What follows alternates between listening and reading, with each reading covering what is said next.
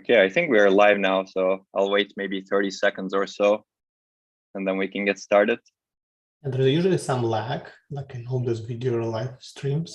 Yes, yes, there's always some lag. If you're following yourself on YouTube, you'll notice that lag.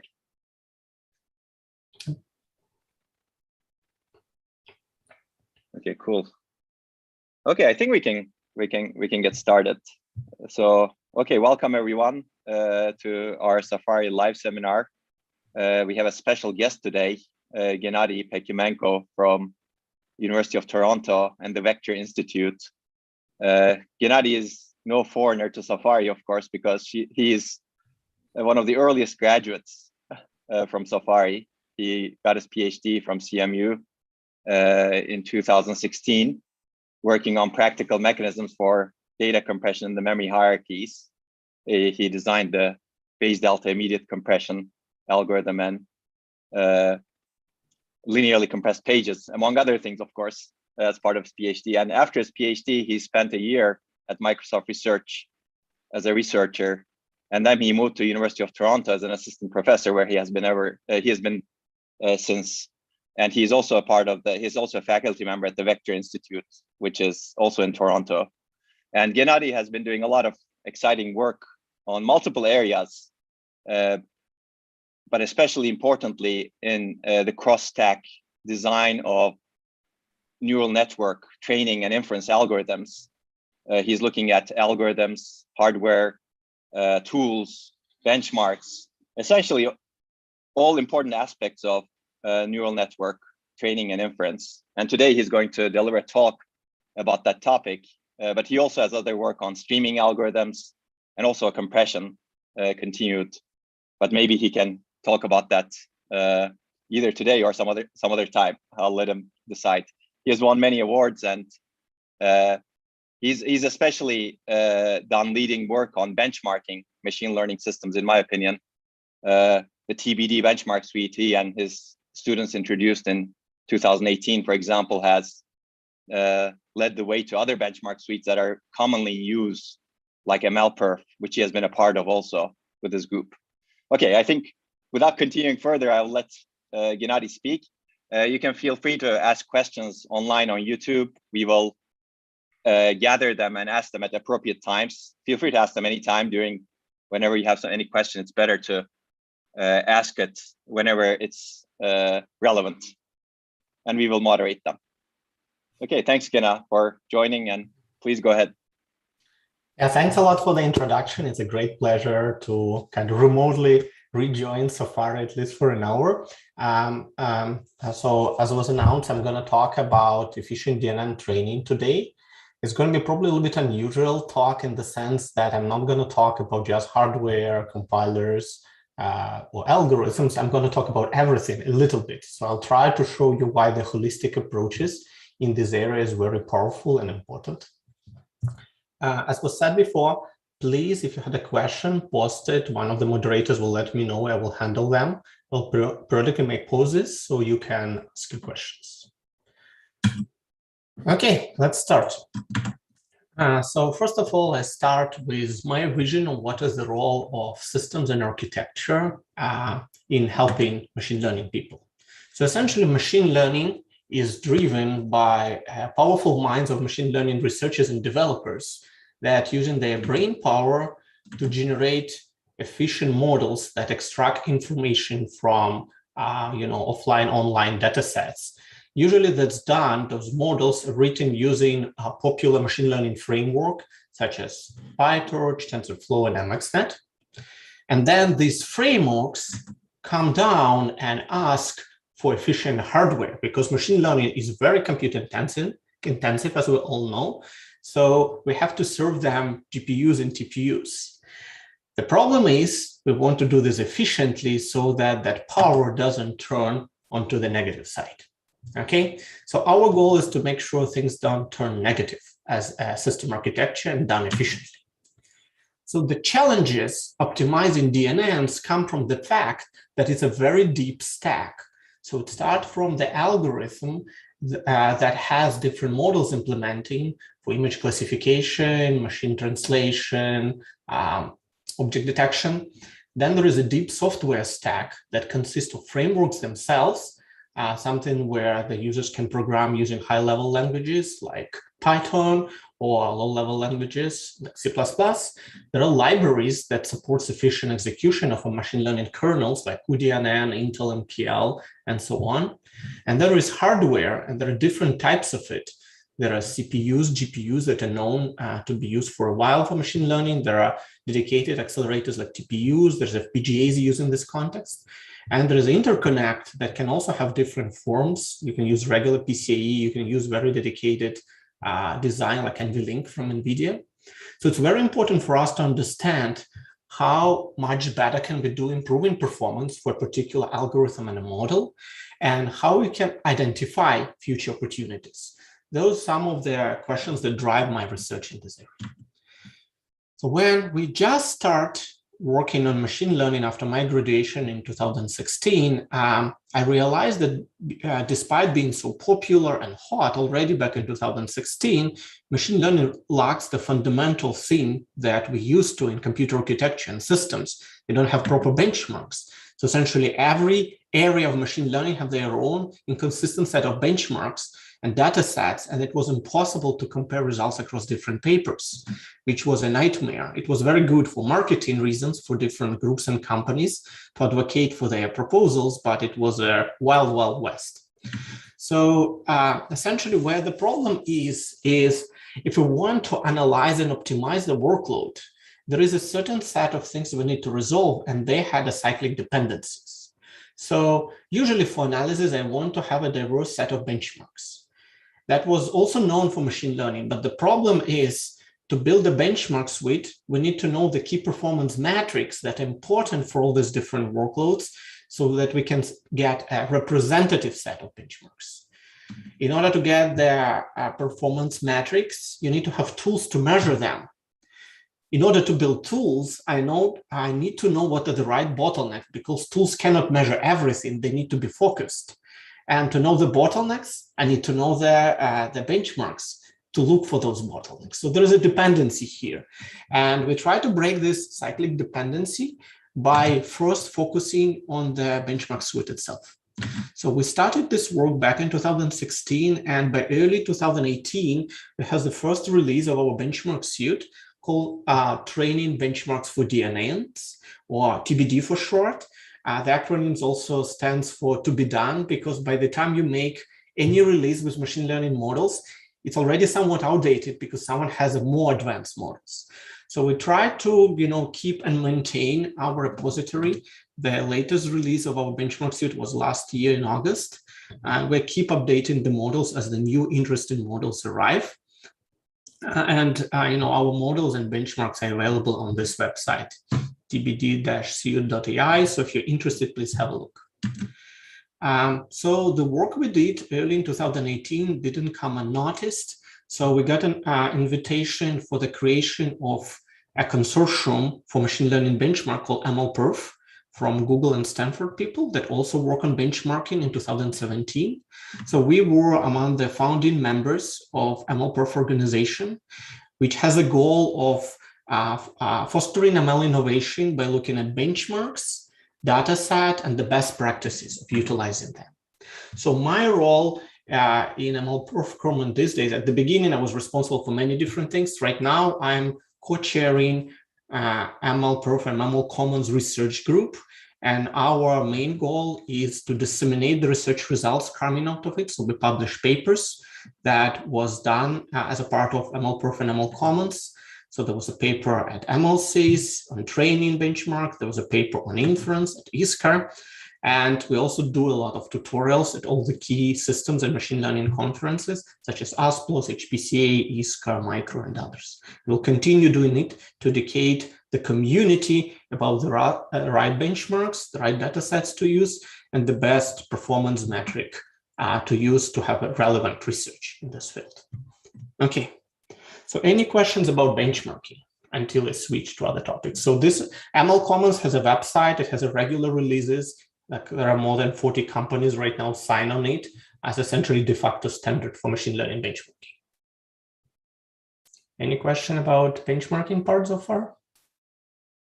So this is not a question, but there's a comment that you received on YouTube saying, I think the compiler and code generation is also very important. Yes, and somebody's saying, yeah. Yeah, all of that will come up. A compiler is extremely important. I didn't highlight it. It's part of the optimization thing for me, and I will talk about, in fact, several of our own optimizations will be based on the machine learning compilers. Yeah, it's one of the hottest topic actually with all these new chips coming. Okay, I'm not going to talk too much about performance metric. I just mentioned a few obvious ones that are important when we talk about tools.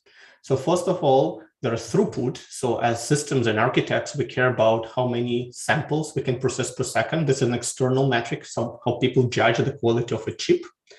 But as an architect, we also want to know how well the chip is utilized.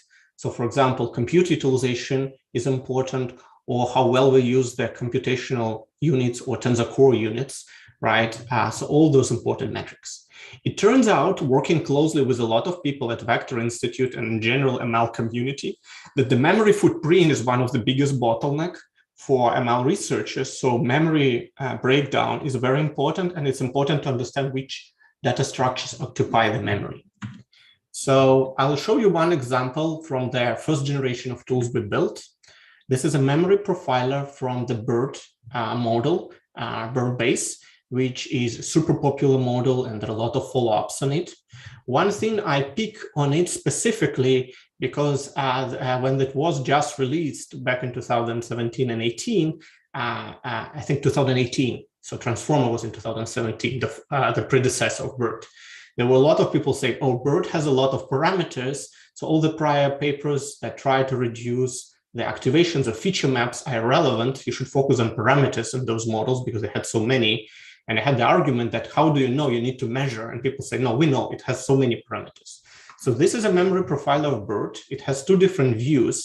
The views you carry here is the one showing that the feature maps, despite these models, has a lot of parameters, sometimes billions, still dominated by feature maps. Those are intermediate values that I'm going to talk later in the talk on how to reduce it. But you can see, you can argue forever, but the person with the data always wins. So this is why it's important to have the right profiling tool. So it shows that BERT still limited by the feature maps in terms of memory footprint. We build a lot of those tools, and I talk about them later in the talk. And essentially all that, when we have metrics and tools, allows us to find the performance bottlenecks in DNN training and try to optimize those, which is a big focus of research of my group. So remember the title was saying from algorithms to hardware. So I pick on one quite fundamental work from my group that focuses on algorithm side.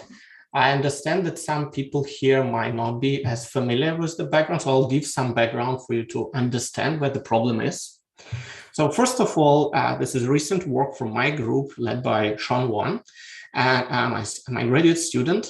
And the idea is to look at the core of the computations in deep neural network training, which is the backpropagation algorithm.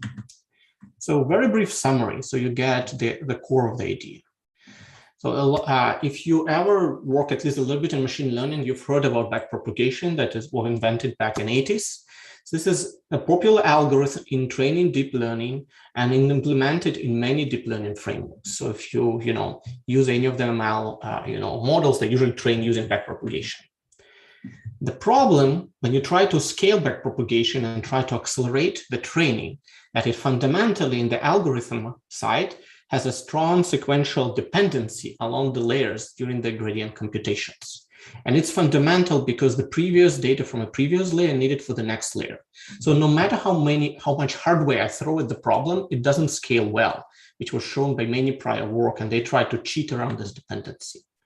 So we realized that after many unsuccessful attempts to solve that problem and scale those models, and we propose a new algorithmic approach to it called parallel scan algorithm. The best idea, not to go into all the math here, is to think about backward propagation, which is a sequence of layers, similarly to a scan operation that tried to detect the partial sum. So here from 1 to 8, This is all the partial sums. And this operator that does it called the scan operation. We were able to convert deep neural network with backpropagation into a similar form. And we were able to come up with a customized parallel algorithm for the scan that is fundamentally logarithmic in complexity instead of linear. So it scales much better, as you can imagine. And we will show that in some cases, the backward pass that usually takes around 70% of the execution could reduce in runtime by more than 100x using this algorithm. So this is kind of a brief summary of what to expect here. Now I go a little bit into the technical content of it. First of all, why there exists a strong sequential dependency in the backward propagation. So remember, so the key part of deep neural networks is those matrices called Jacobians, right? And those Jacobians represent, all their, partial gradients that you need. So this is your sampled deep neural network that has many layers. It starts with an input, goes through several layers, and then there is a loss computed at the end. The key part of the training is those gradients that you pass back from the last layer into the pre-last layer and so on. As you can see, every time I would need to compute Jacobian by an input vector gradient from the previous layer, and that causes the sequential dependency. Essentially, I cannot do this layer in the backward pass until I do this layer. That's a strong sequential dependency. And a lot of approaches like data parallelism or modal parallelism or tensor parallelism just try to play games around this dependency, but they don't really solve the problem.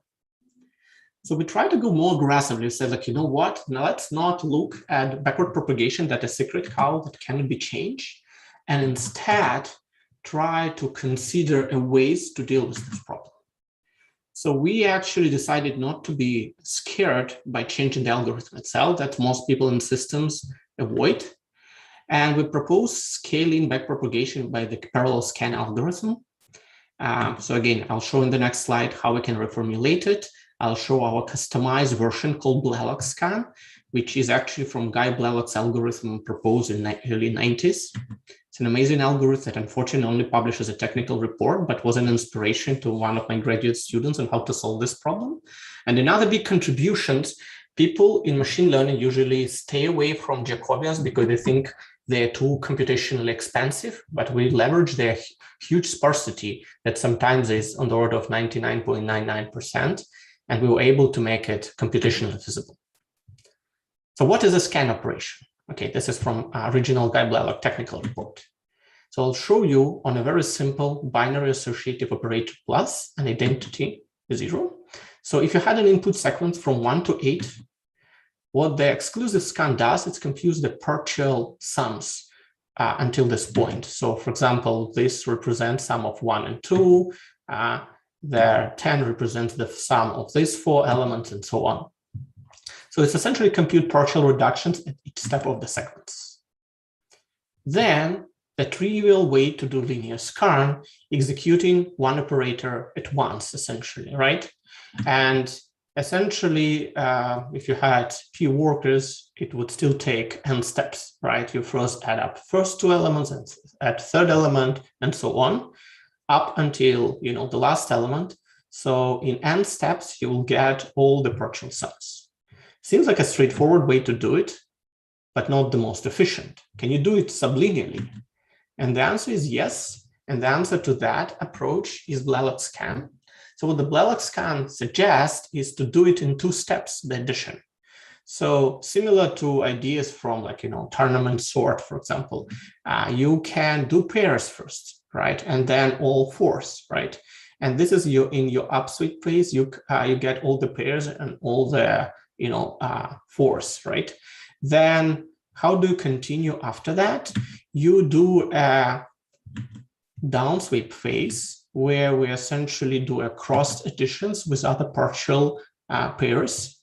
So we essentially add up things crossway and drop the elements when needed. Without going into too many details, you can just follow that easily. You can see that at the bottom, we have all the proper additions. Even though it looks like you're doing more compute, and it's true, you're actually going to do 2n compute. The thing about it, it's parallelized now. So even doing more compute, the latency is reduced. It becomes 2 log n in its simplest form. Can actually improve up to log n. But in this simple case, you can see log n complexity. So essentially, if hardware is more available than it used to be in the 90s, it can be a very good trade-off. You can trade compute power for latency. So the number of logarithmic steps is something we can do on the critical path without any loss in accuracy. It's precise. So it sounds like a great idea, but remember, in backward propagation, we're not doing addition, right? We're not dealing with numbers. We're actually dealing with matrices and tensors or values. So again, avoiding all the complicated math behind it, the key insight is that matrix multiplication is also binary and associative. So you can use that fact, and using identity matrix, you can convert all those input sequences using Jacobians. And on the backward pass, the exclusive scan, we're going to compute all the gradients you need, right? So essentially, if you look at that and move into that, this is exactly how it's going to apply to one of the popular machine learning models. So you literally can do similar way with some special caveats that the matrix multiplication are non-commutative. So there are some tricks you need to do to avoid this problem, but otherwise it's actually practical. So any questions about the key idea? Again, the paper has all the math and all the proofs that actually converges properly. I'm not going to go into that, but hopefully you get the idea. So the key thing here, I made the latency from linear to logarithmic without losing any accuracy. Everything is still precise, but for doing more compute. Hi, Professor Pekhimenko, I think we have 2 questions in the YouTube. Sort of both of these questions regarding the Velox scan. So the first question says that, so does this reformulation of the scan algorithm impacts the precision in any way? No, it doesn't change in the precision, neither the values, right? I will just wait for a few more slides. I will show you the convergence curve, right? Okay. You will see that it's identical. Just to be precise, as everything with machine learning, because we're dealing with a floating point values, it's not going to be bit to bit accurate because you reorder the values. But this is identical to in machine learning. If you just run it twice on a GPU, your values are not going to be bit to bit precise, right? So, but there's no difference in convergence, and we try on many different models. Perfect. So the second question asks, and that, to be honest, is a good question, I think. So this reformulation of the scan algorithm, so does it also the output converges to the same output as we expect in the normal scan, or does it also depend on the type of seeding that we have to we would do in the beginning of the algorithm? It's pretty much identical to the original training, right? It's no more stable than any training. It just reorders operation, but essentially if there is error, if your algorithm is not so sensitive to little noise and floating point, then it converged to the same results. For all experiments we had, it converged to the same results, right? There was another question about the cobblestone algorithm that I'm actually not familiar with. It says that it's less work efficient, but finishes in fewer steps. So I could say that right now the challenges, if we have time, I'll talk about the challenges on applying this idea in practice. The problem is not finishing in less steps. The problem is we completely eliminated backward pass from computation. Now we need to solve the forward pass. So we took the 70%, right? And like in Amdahl's rule, we make 70%, 0.7. And the problem is now the 30% is our bottleneck. So the bottleneck is different right now. That's where the challenge is. Okay. Okay. So let's move on if there are no other questions. And that's just to answer some people that asked before. So we take one benchmark here. I think one of the smaller models, object recognition with CIFAR10 dataset on batch 16. And this is the 2 training curves. And you see there, converge to the same accuracy, right? It's just one curve does it faster, right? But numerically, they get the same result, right? They converge to the same accuracy. They're just more than 2x faster. That's the difference. Okay, so where the benefits are coming from if we converge to the same accuracy, it's the speed. So if you look at the backward itself, the speeds goes up, the deeper is the model. So if you take an RNN model, or LSTM models with large sequence length, which gives for high opportunities for, for parallelism, then the highest speed up we had was essentially over 100x, right? So if you had a very deep model, the deeper the model, the higher the benefits we can get. Because if your model has just 5 layers, then log versus linear, not a big difference. But you had a ResNet with, say, 1,000 layers, or LSTM with very deep sequence length, then the benefits are huge. And those are the models people are using right now for very complicated, data sets. Okay, this is it on the algorithm side. Again, I will refer you to the paper to look for more technical details and more results there. There are a lot of interesting things there and proofs formally that things work. And this is an ongoing work and attracts some interest from big players in the market, such as Google and Amazon. Okay, any questions? Any questions about that? Okay. If there are no more questions, we go from the algorithms. We sample one paper in our portfolio of papers in this domain. Now we'll look at the more compiled architectural paper. And this is the very recent paper that was published just this year. Gena, Yes. I think I have one question. Yes. Yeah, this is actually very, very cool. And someone on YouTube also commented that way. I think it's good to rethink the algorithm this way for sure. And I have so when you get the speed up, you did not employ any special hardware acceleration, right? Yes, that's a very good question. We didn't. I intentionally, if I go fully into this paper, it might take the full hour. So there is actually the benefit of using specialized hardware, right?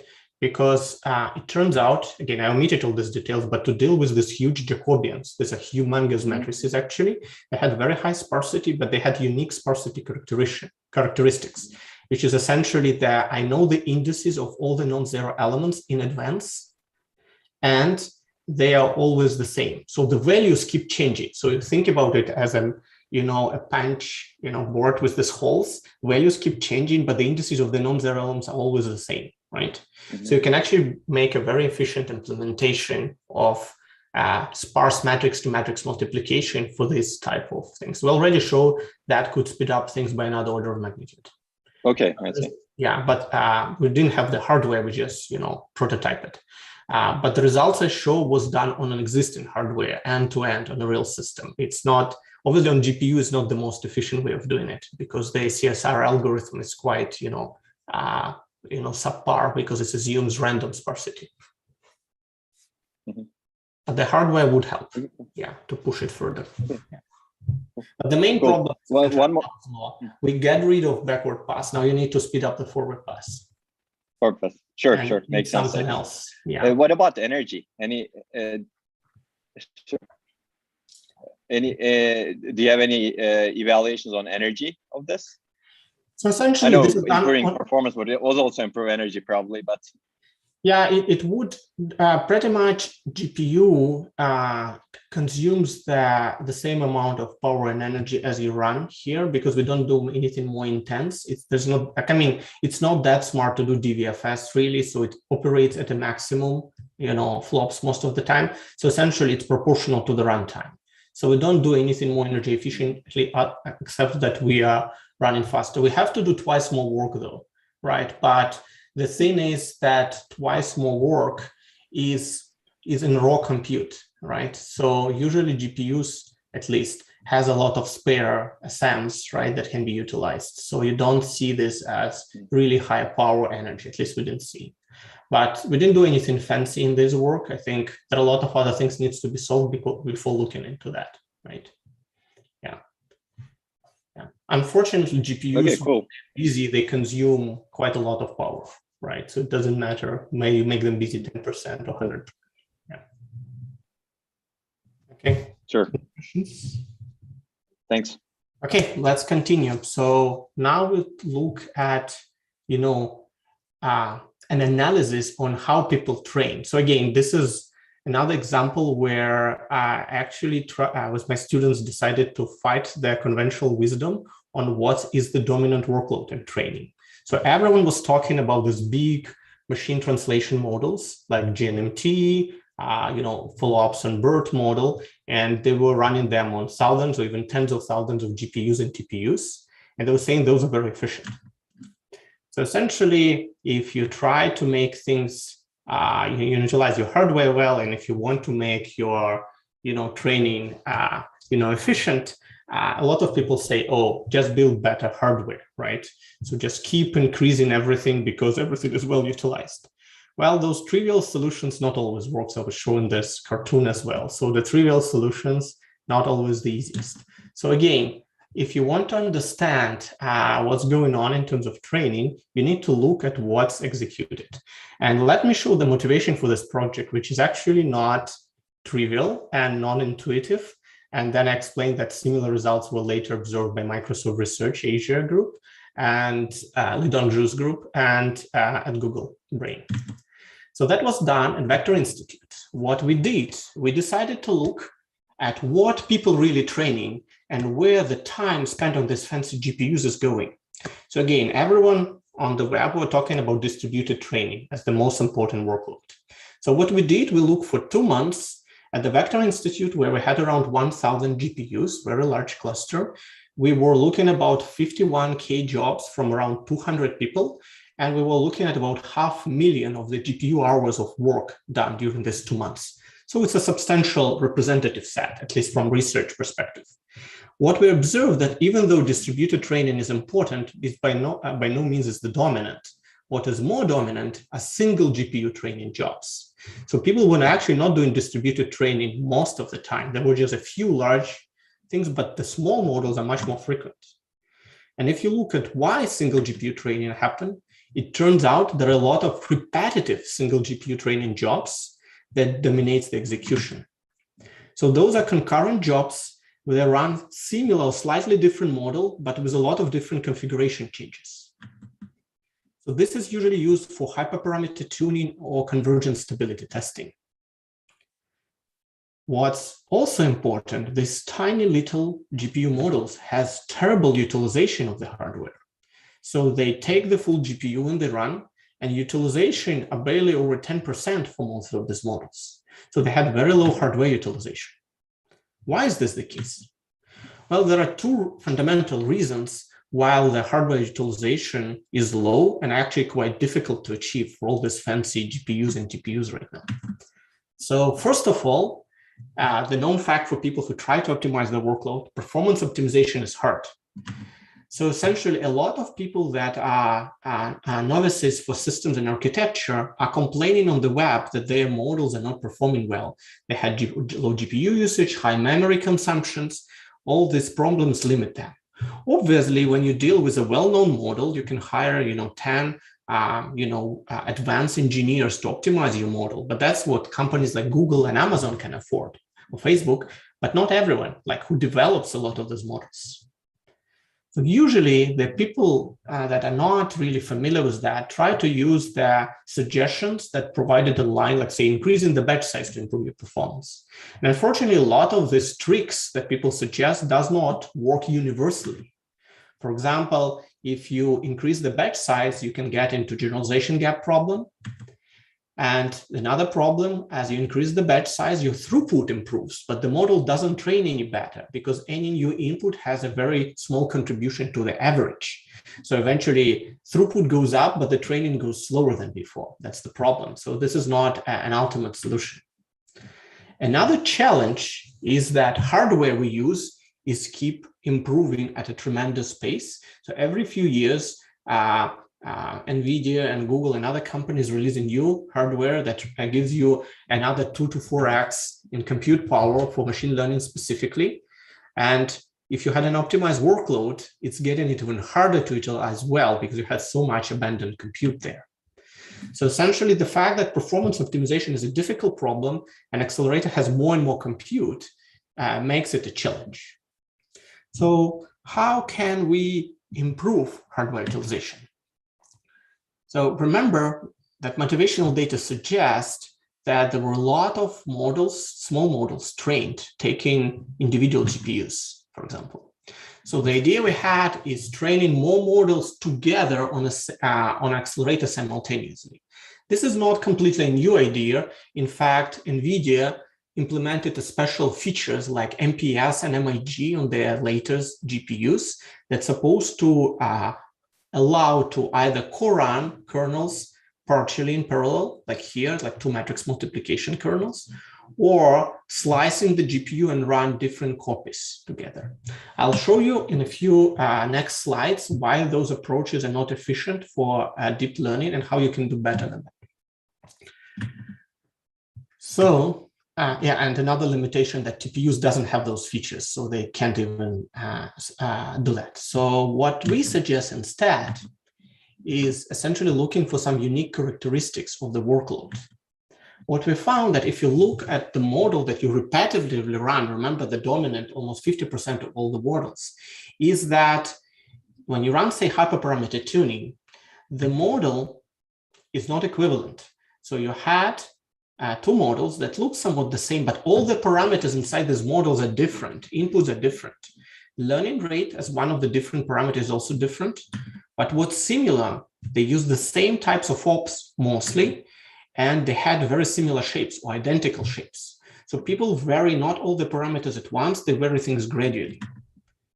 So essentially, this is the input we have. Same type of ops with many similar shapes, but parameters are different, hyperparameters are different, and values within layers are also different. So what can we do about it? Because they're not identical. So what we propose is to do intermodal horizontal fusion operation. So instead of training a single model, we figure out an automatic way using machine learning compiler to fuse those operators and replace them with equivalent but more heavy operators with a heavier compute demands, such as fuse linear, fuse Relu, and so on. Current deep learning stack was not optimized for that. They expect that a single model trained on separate accelerators. So obviously we need to build this support ourselves. So what we do, we essentially find a way to build mathematically equivalent operators, such as, for example, for matrix multiplications, you would do batch matrix multiplication, right? And you can do this for many, many different layers. Again, in the paper that's publicly available, we had an appendix, tens of different operators with support in this fuse mode quite efficiently. So all of them support it. I'm not going to go into that. And essentially, horizontally fused training array is our approach for training models not individually, but all together, while all of these models, tiny little models, train their own parameters independently, but training on the same hardware, GPU or TPU. All that optimizations like a machine learning compiler is done on top of existing machine learning framework. We did it for PyTorch, but it can be done for TensorFlow and other machine learning frameworks. And the reason why we pick PyTorch is because it already supports both GPUs and TPUs. So we were able to demonstrate that the benefits are quite universal. They are true for many different machine learning hardwares and not specific to GPUs or TPUs, right? It's a general problem with underutilization that exists for all these chips. So HFTA supports different operators, different optimizers, different learning rate schedules, and a lot of other new features. It's a very active project under development with like 5 students in my group working on it. So this is just a quick, for reference, I will make the slides then available later on. This is a list of popular layers all supported right now in the fused form, right? So essentially you can take convolutions, that's a very well-known operator in machine learning, and you replace it with a group convolution. So it essentially does more compute, does all its output separately, but allows for better utilization of the hardware, right? So we also fuse different our schedulers, all those things were also done. So the first question is, of course, oh my God, you're just fusing so many models together. What's going to happen with my accuracy, right? Similar to the previous work, what's going to happen? Well, the first thing I want to show, nothing terrible happens. So if you take a ResNet 18 model on Sci-Fi 10 dataset and train with 3 different learning rates, like say this one, and this one, you're going to get 3 different training curves on 3 different GPUs. If you train them in the fused version, these dotted versions are the curves you're going to get for each of them independently. You see they are identical curves, right? So we would train this in one GPU and you get 3 of these curves all together in one shot instead of giving 3 of them separately. And obviously now the question is what happens with performance. And before I go into that, any questions about the key idea here? This is the core of the idea. You fuse it, you make sure that fusion happens automatically using machine learning compiler, and you use the equivalent operators in the group form that exist. And then essentially you can train like 10 models on a single GPU, for example, or TPU, sometimes more. So I think it's a nice key idea, Gena. Okay, maybe Rahul can go ahead. I was going to ask the questions on YouTube, so go ahead. Oh, okay, yeah. So one question came up in YouTube, and that's something related to the security aspects of it. So the question basically says that if you're fusing multiple, let's say, training algorithms in one, right? So as a cloud provider, how you can say that, okay, someone else's training fused with your training is not opening up a side channel? Great question. So it's a challenge. I want to say that the majority of cases, most of the models I'm going to fuse coming from the same user, from the same run. So usually the way people do machine learning training right now, they use a cluster of machines and using some cluster scheduler, like say Slurm, that dispatch many of their jobs. So usually like one grad students go there and launch 100 jobs with slightly varying models. They all coming from the same user. So the user can specify the parameter that they're okay with fusion. So there's no like really security violation. If you ever decide to go and fuse models between different users, which is kind of like a dream thing at this point, yeah, the security problems might arise. I will actually discuss it with my collaborators at Amazon. It's not infeasible, it is possible, but at first you need to prove the benefits for a single user. It is possible in the sense that if they all use the infrastructure from a cloud provider like GCP or AWS, they can validate and know that everything is secure. And if the user is willing to say, pay less money for their training and, like for academic purposes, for example, things, and they don't worry about that someone can learn something running with them, then they can go for it, right? But again, this is a long-term shot. Right now, the goal is to fuse jobs from an individual users because most of like a single user goes and launch hundreds or thousands of jobs. Mm-hmm. Perfect. So we have a couple of more questions from the compiler side. So one question is that which compiler we have used in HFTA work. We built our own compiler on top of PyTorch that essentially quite simple at this point. That just recognize the opportunities for fusion and replace with equivalent ops, right? It's still at the back end using DNN libraries, for example, for GPUs or PyTorch XLA for TPUs. Moving forward, we are working on our own compiler advanced optimization, so we don't rely on those libraries using TVM as a backend. Unfortunately, TVM at the time when we do this work didn't support training properly. It was only supporting inference.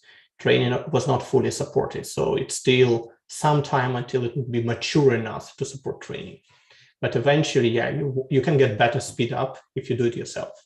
Right now, for example, we had to rely on if I fuse 2 matrix multiplication, I just replace my compiler with a batch matrix multiplication with the proper dimensions. But at the bottom, it's still QDNN called, right? Or PyTorch XLA called the TPU primitives. But we want to actually do scheduling in the future ourselves to make it more efficient. I see. Good. So next question is that, what informations we want from the user to specify? So in this case, the question is that, do we like the user to specify the number of models they're going to train? And then compiler takes this as an input and handles the fusion by itself? Yeah. So we are trying to make it in not just an academic prototype, but actually commercially available optimization in PyTorch and MXNet. So what we try to do is to minimize the input from the user. So the minimal input I need from the user that we believe is what hyperparameters you want to vary, right? And we need to know how many, models. Like essentially, you need to give us a pool. Like our API right now, you tell us, say, here's my model. For example, if you had a fixed model and just vary hyperparameters, you tell us, here's my model. I want to vary all these parameters in a certain way. Like you either say, let's try all the combinations. You just give us a list of configurations, right? And we run them. Makes we sense, do fusions right now. And when we submit a paper, it was semi-automatic. Now we had an automatic implementation. Cool. So one other question regarding this is that, so just a clarification from the user side that, so the operations that we are going to accelerate is the fused version of the operation, but then the model parameters are getting stored separately.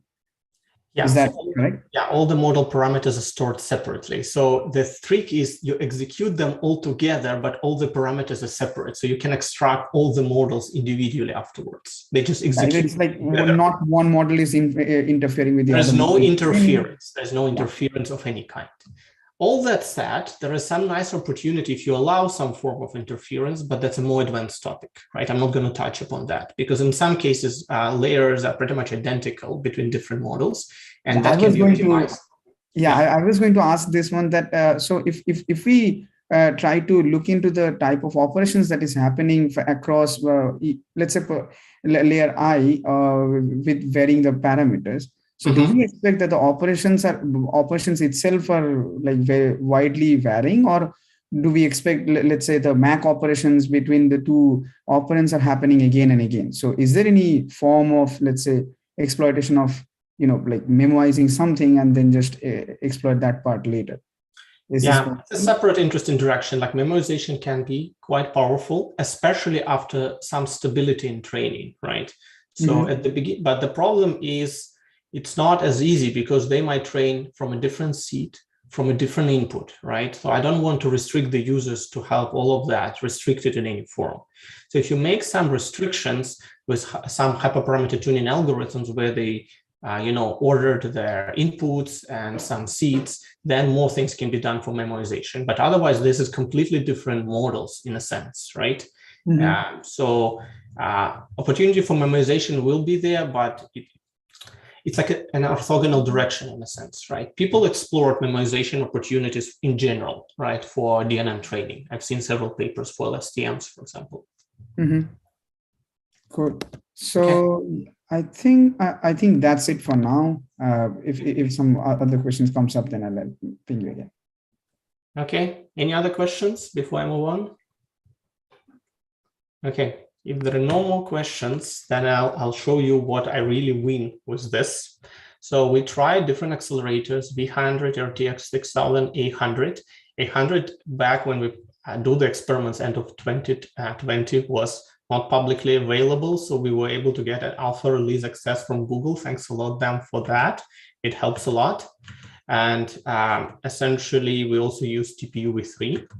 From the cloud. Those are like if you want to reproduce the results, this is exactly what kind of versions of the cuDNN stack and CUDA we use in PyTorch.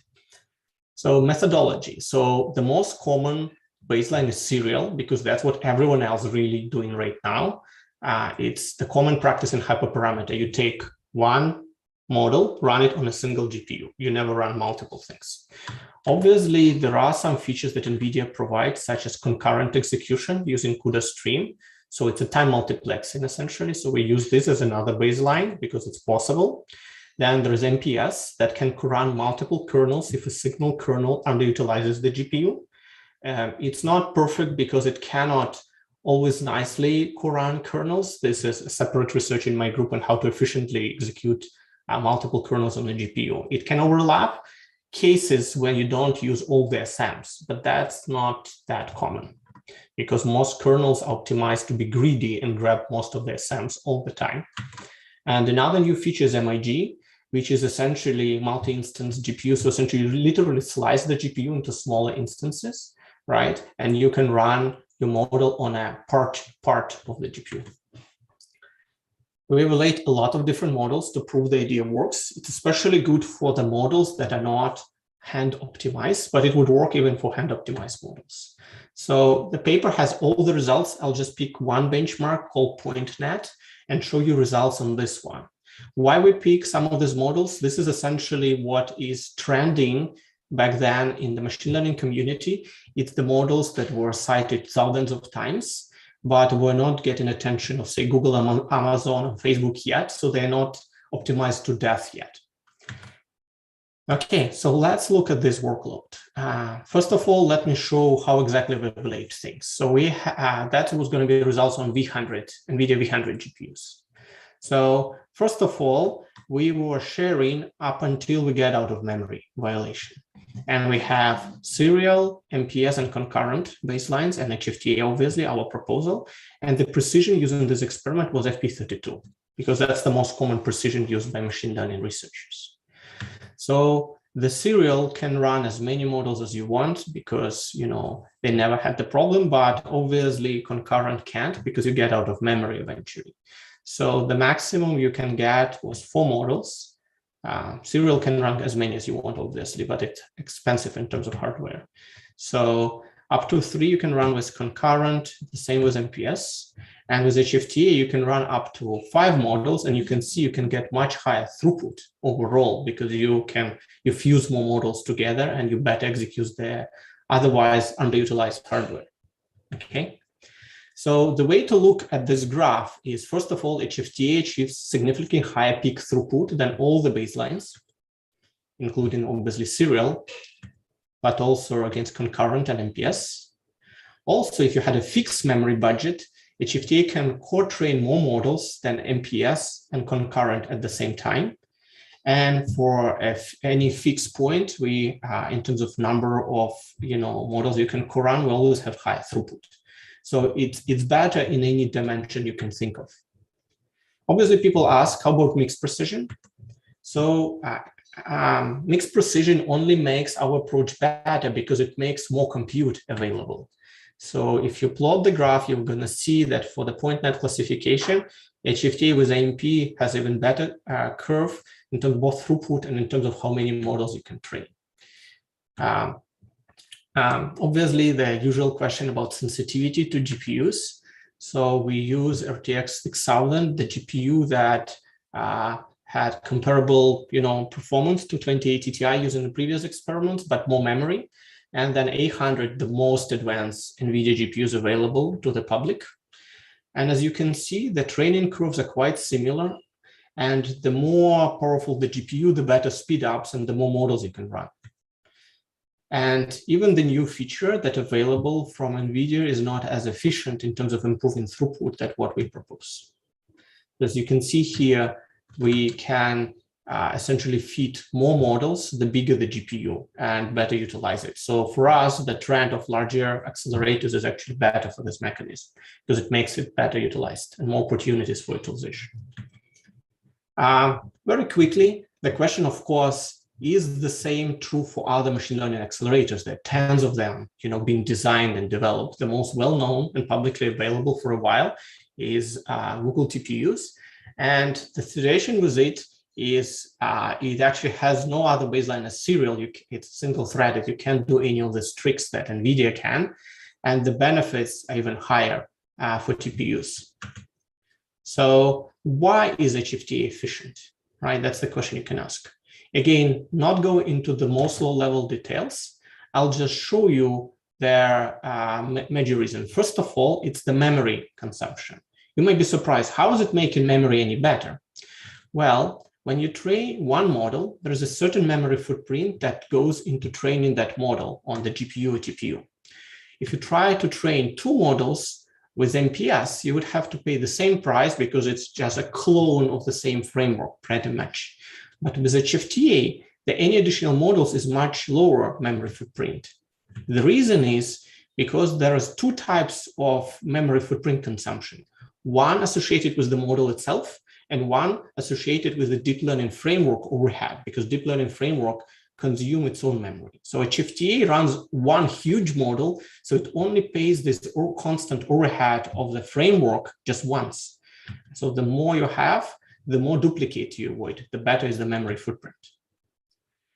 Another key reason why it's effective is because all the key metrics that NVIDIA suggests to look when analyzing performance of, say, GPUs are improving. Same true for TPUs as well. So without too many formal definitions, there are three key metrics that I usually suggested to look. One is called SM active, one is called occupancy, and another one is tensor active. This is essentially tells you how busy is the GPU. When it's busy, how well it utilizes the compute units, and the third one, how well you utilize the tensor units. And this is done for 800 GPUs. As you can see, all these metrics, whatever they mean, the higher is better, are always improved with our approach compared to other techniques. So essentially, we make their computation, their accelerator busier, which essentially allows us to do things more efficiently. Okay. Okay, so it's like a huge advantage across all the models, and that's where all the speed ups is coming from. Again, there are a lot of results in this paper. Appendix is as large as the page, paper itself because of the lot of, the huge evaluation on this paper. We actually, this is the most expensive paper I ever had. We actually spent more than $15K US to run the experiment in this paper, and mostly because their baselines that we had to run, serial, concurrent, and others, are extremely inefficient. So this tells you how important the work is actually. And our best results were, we can speed up things over serial up to 11x for some models and up to 15x on TPUs. So it's actually a huge savings. So the speed up varies, across all these different baselines, but the speed ups are significant. It's pretty, and essentially the bill you have to pay for training is proportional to that amount. We right now integrate HFTA with a lot of hyperparameter tuning algorithms that ML people use, so they can easily use that. And we demonstrate that you can use out-of-the-box hyperparameter tuning algorithm and reduce cost by more than 5x already. And we do like performance sensitivity. There are a lot of results in the paper. So if you're curious about more details, go ahead and look. Okay, so we're done with HFTA. Before we go into the third piece of the talk, any questions? So I have a question. Like you were until now describing how to parallelize over different executions of very similar models. Is there also the possibility of using similar techniques to parallelize within a model? Yes, there are opportunities to parallelize within a model and optimize within a model. I'm going to talk about the partially about the optimization within a model in this next two papers that I'm just very briefly going to cover. There are hundreds and hundreds of papers looking at what you can do. There are different style of work, some algorithmic, like model or tensor parallelism, some system level. I'm going to cover some system level optimization possibilities, right? But it's a huge topic on its own. It can take multiple hours. If you're interested, we can follow up and I'll give you some pointers. No, what I meant more is like the same kind of fusion that you are using there. I'm thinking like you can have mini batches, of training the same model, and then you can also fuse across mini batches. I'm also thinking like the example you gave at the beginning where you could parallelize training, to make it like less linear. You also have more parallelism thanks to that. Could you like couple the two things together? You can too, but that can be done using existing approaches. You don't need horizontal fusion for that. You can do kind of multiple mini batches all together at the same time. And then you can do much better because then the parameters might be identical. You can do even better than what we're doing, right? Because the layers might be pretty much identical. Yeah. Let's leave this offline. I'm happy to talk more about that and what can be done. Yeah. I also want to look at horizontal fusion, and vertical fusion is also possible. It's a more well-studied topic. Okay. Thank you.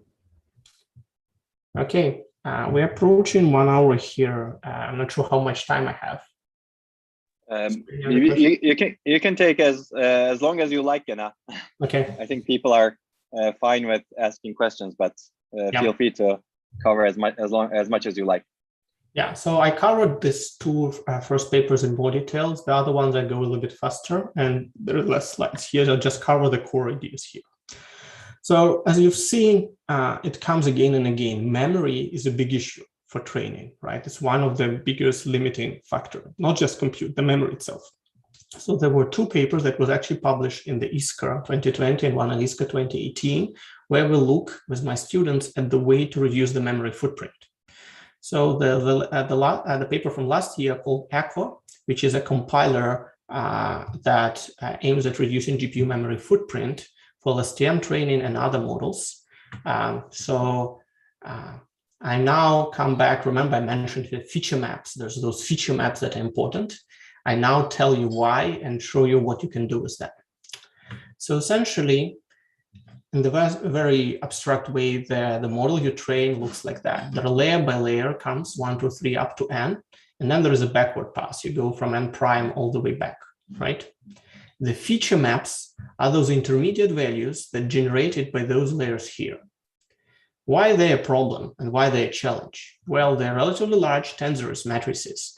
And the problem is they need it in general case to compute the gradient. So when I go to the forward pass, this is just an output of this layer. It's consumed here, but it has a second use here. So essentially, if you had n layers, I need to store, n+1 intermediate values from each layer for a long time until they're used here. So this is the problem. They are cumulative, and they're also linearly proportional to the batch. So the larger the batch, the larger the memory consumption. So this is the biggest memory consumer, as I show in the memory profile for the BERT model. In some cases, it's even higher than 70%, it's 90%. But there is an opportunity. There is a large temporal gap between the uses. So this is something you can utilize in the two prior works that was done from NVIDIA by Minsuru and one by my intern at MSR, Animesh Jain. I'm going to talk about this very briefly later. We found that what done in this prior work was insufficient for a certain class of LSTM and RNN models that are, this is large sequential models that used for example, machine translation or speech recognition. And we found, similar to prior work, that those models training is relatively inefficient compared to, say, convolutional neural networks that are very well optimized these days. So why LSTM training is inefficient? It all boils down to, analysis. So let's look at the throughput that varies with the batch size for a popular ResNet-50 CNN model. As you can see here, as you increase the batch size, the throughput eventually saturates around here. Why this happens is because all the compute units available at this batch size is the number of inputs you process in parallel, is essentially saturated. And you can still do it, you're still within the memory budget.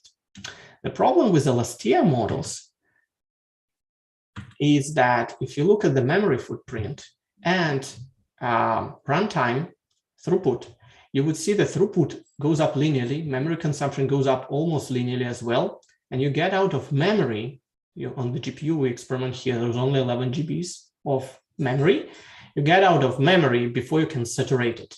So essentially there are some internal configurations of LSTM that leads to the situation that is not particularly efficient. You need to run very large batch to fully saturate LSTM, RNN, on modern GPUs or TPUs. And that's impossible because get out of memory before you saturate it. So essentially the memory capacity is the real wall in front of the performance of those models. In contrast to CNN that can saturate their compute within the memory budget. So that's the difference. So the memory capacity is a huge limit. It doesn't mean that memory capacity doesn't matter for CNNs. You want to reduce it as well to run larger models. But for LSTMs, it's like a main limiting factor. Okay, any questions so far? Okay, so obviously how big of a problem it is. Profilers, so we build a profiler that we actually spend like months being available to the public and using the main branches of PyTorch and MXNet. So the results from this profiler tells us feature maps for machine learning translation model GNMT, actively using this work, was 87%. So if you want to reduce memory footprint, you want to focus on that, not on that. Anecdotally, when I started this project, people were keep telling me I need to focus on that, my effort. And like, you need tools. You really need, you can't argue without tools.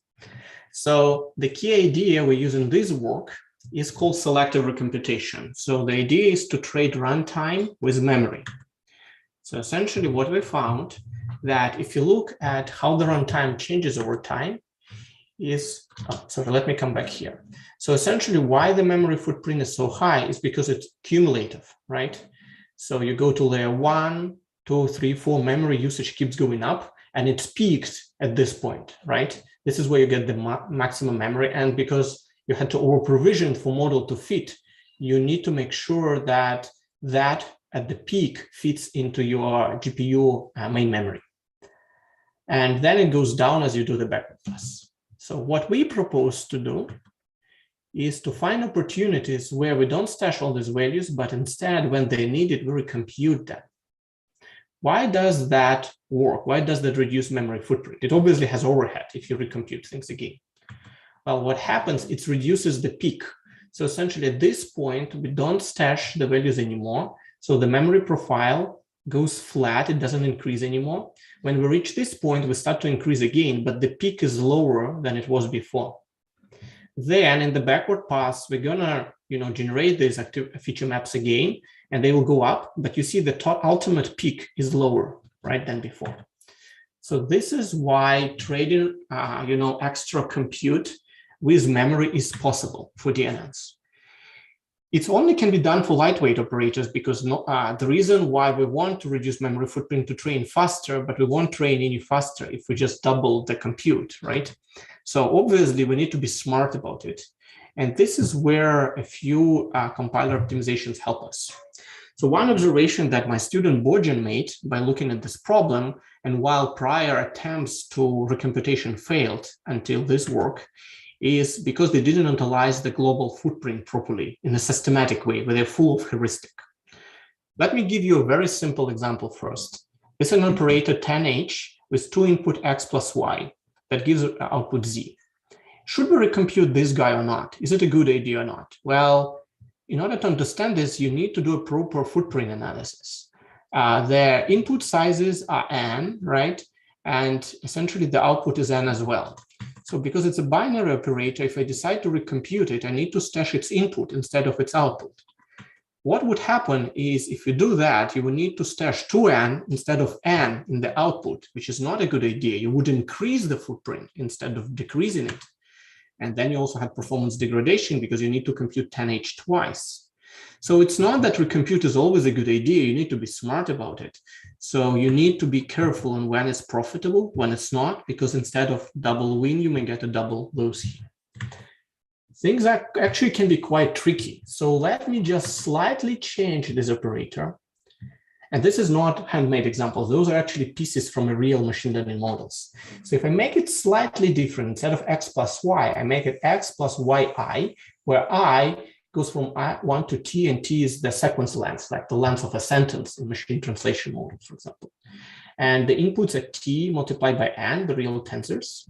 What's going to happen here, if you do the math, the previous feature maps needed here were t squared n. It was tn multiplied by t, right?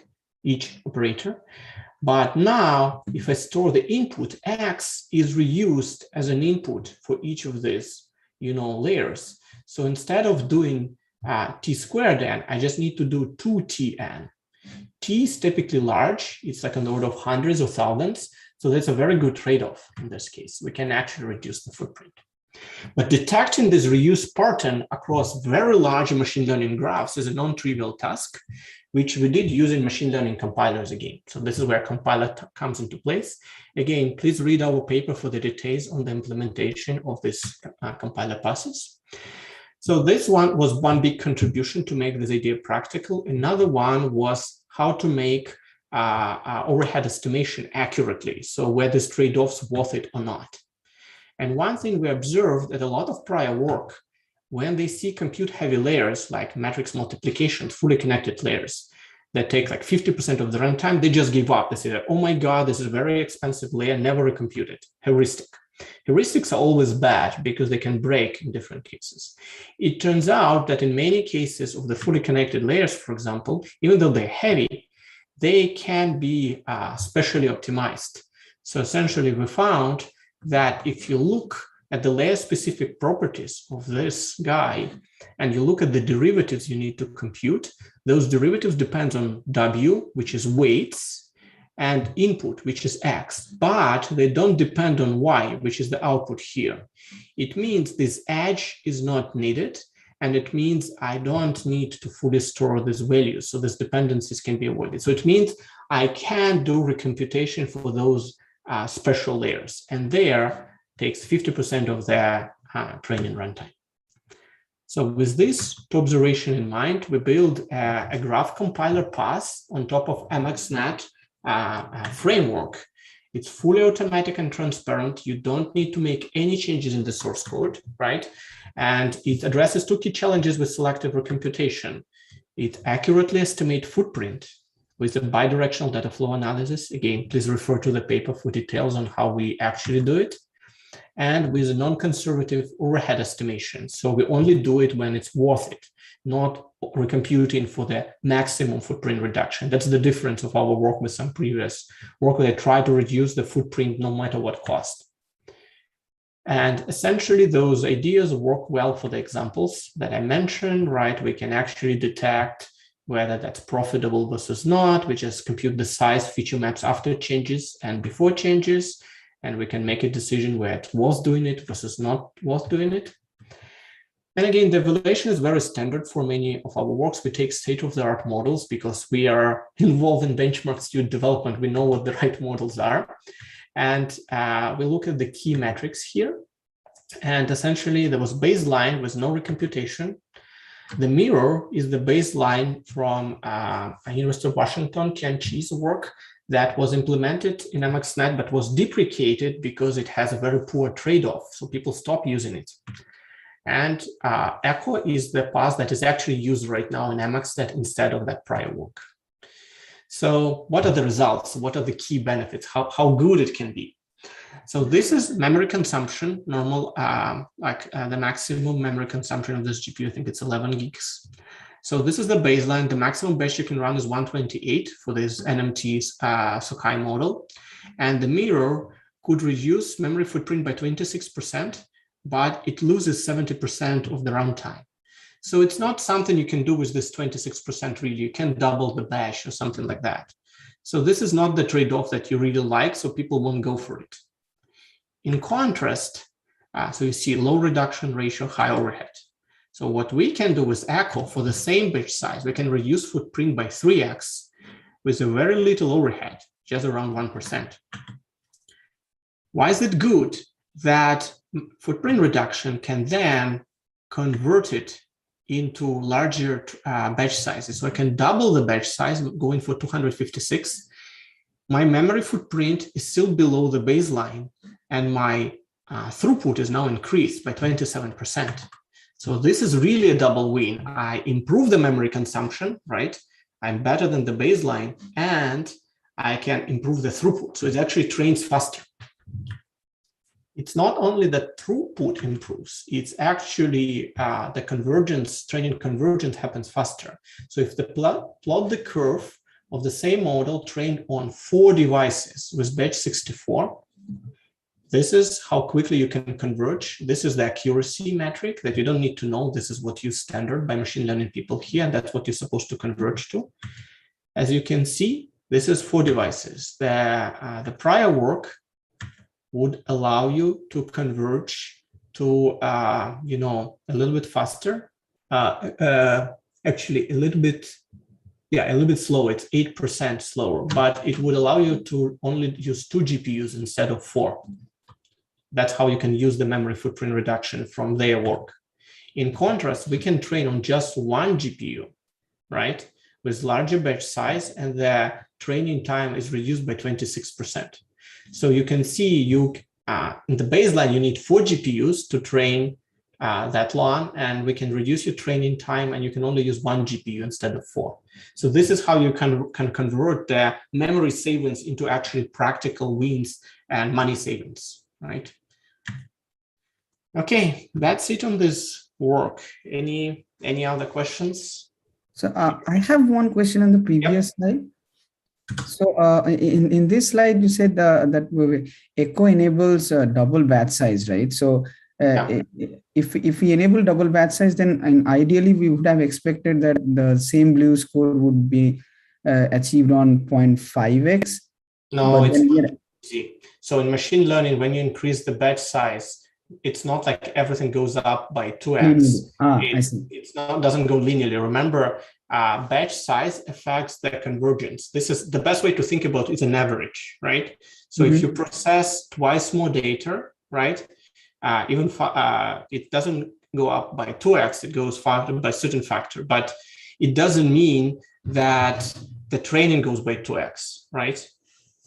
Because the convergence is not linear. There's machine learning factors here as well. But this is taking everything into account. This is end-to-end training, right? Not just throughput. Understood. Yeah. Thanks. In fact, you might increase the batch size in some cases and your throughput goes up, but the convergence goes down. Again, to generalization. So you need to be careful with that. Any questions here? I have one comment and one question. Certainly, you can also get other benefits by reducing the let's say memory size, your memory consumption, right? You can potentially co-locate more training jobs at the same time on the same GPU. I don't know if you analyze that, but you that can. Seems like a possible benefit too. This work can be used complementary to the horizontal diffusion training job. But remember, they were done in a different order. So when we were doing this work, no one actually ran multiple models at the same time. This is was not done for many reasons.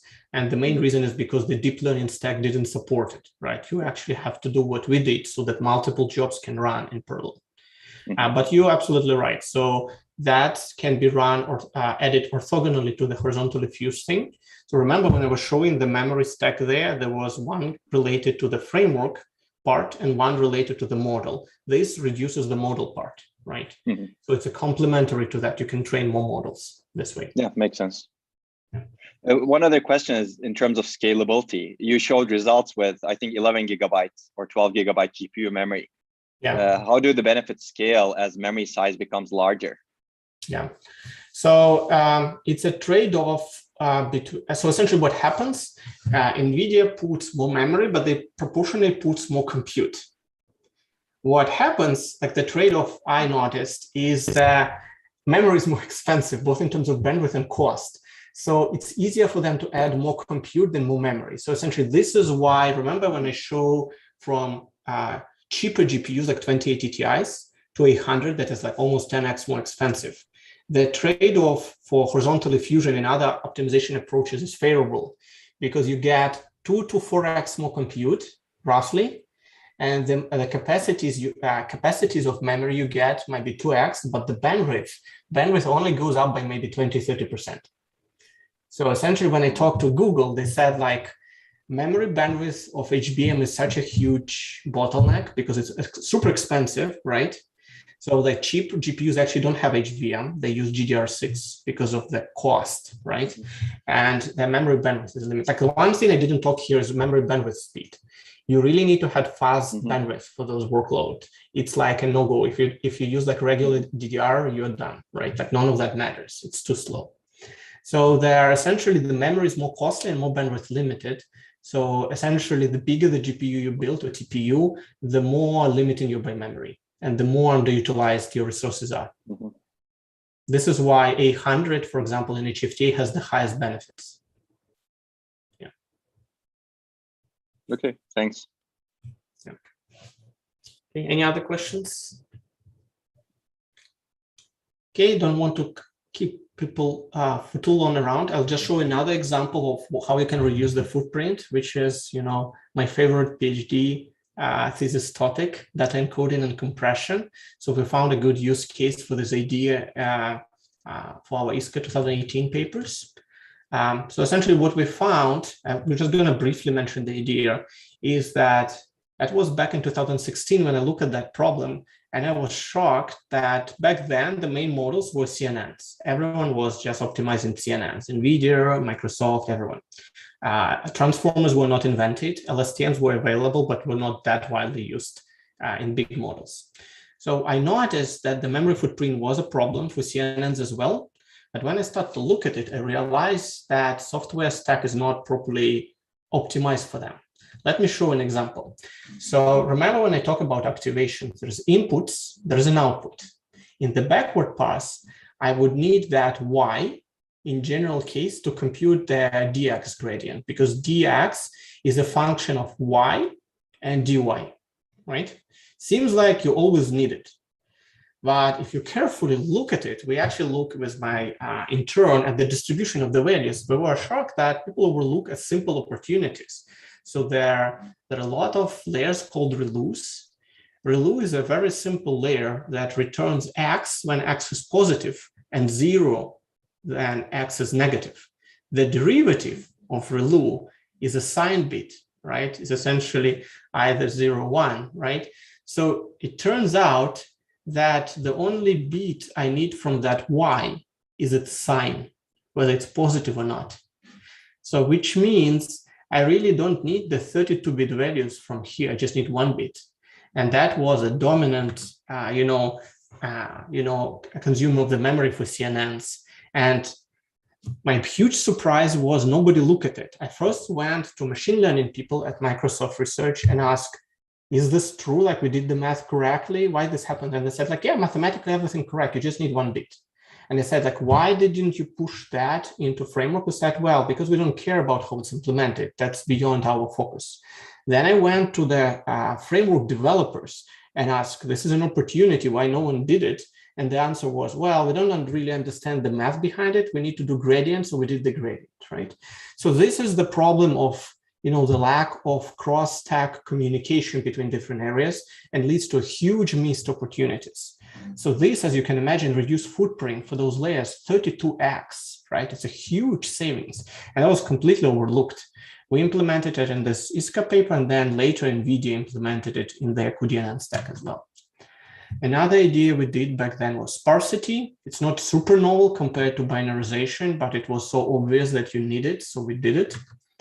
And we also do precision reduction, and overall we were able to reduce memory footprint of CNNs by about 2x for some important models. A lot of these models are not that important anymore, but it shows you the opportunities. And we developed recently together with Google similar techniques for transformer-based models, because that's what everyone cares right now. They're the dominant footprint consumers. They had trillions of parameters right now and train on tens of thousands of TPUs. So their memory footprint is really important, even like 10-20% reduction. Okay, so the interesting part we show here that we can do 2x reduction with only 4% performance overhead. It was a good trade-off, but we were significantly limited by a closed-sourced implementation of cuDNN from NVIDIA. We prototype some of our own implementations and show that the reduction can be up to 4x if we're not limited by the closed source implementation. But that's like part of the future work. You need to get rid of cuDNN to get these benefits. Any questions before I do the last piece and show you some nice tools we built? I have one general question about this, because when you say about, let's say, sparsity aware compression, right? So we especially look at zero valued redundancy, right? And we basically get rid of any zeros. So do you think that, let's say, if we broaden that horizon and basically include any value redundancy rather than zero value redundancy is going to be, good in terms of compression? Yeah. So what do I mean by any value redundancy is like if the values are similar, right, then there is no point in storing them again and again. So you're correct. Yeah. So let me comment on that. As you can imagine, we definitely try it. What the challenge is the overhead. So sparsity is very easy to extract. It's the obvious redundancy and the implementation. Like, remember, I would have to implement it is either in silicon and in software. So any compression algorithm that look for redundancy of any complicated format would be prohibitively expensive.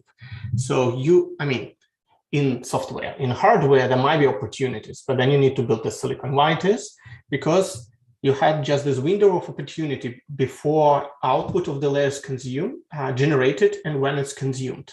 We're talking about a few milliseconds. So that's the window of opportunity to compress, decompress data. Right? Yes. In software, this is, if you build it as a kernel, the kernel invocation is already on the order of milliseconds. If you add any heavy compute there, you're done. So you can build a dedicated silicon, but you need when it's FP32 and you want to do it lossless, it's very challenging, right? So then you go into lossy domain. Then you need precision reduction. Then it has effect on convergence and accuracy. So it's a not straightforward thing. Fundamentally, the problem is floating point are typically used still for training. Those formats are very bad for compression if you want to do it lossless, right? True. There are people who spend all their life doing compression losslessly for floating point. Their typical compression ratio is like 1.25 or something. You can't do much with it. You need to do lossy, and it needs to be under control. Well, let's say if the user can supply, let's say it can withstand 1% of approximation here and there. So can we do better in terms of compression in this case? Great question. So I don't know whether you remember the original introduction of FP16 by NVIDIA in P100 GPUs back in 2016. So that was the first feature implemented for machine learning I'm aware of in general purpose chips. And it sounds like a great idea, go from FP32 to FP16. They had an upper bound on how much precision you can lose. Sounds like a great deal, right? Then they shipped the chip and no one in machine learning use it. Why? Because it turns out, even though the error is small, it always comes either up or down. So it accumulates very quickly. So you either go to not a number or to infinity. So essentially nothing converges, no series model converge with it. And it was not detectable on simple models.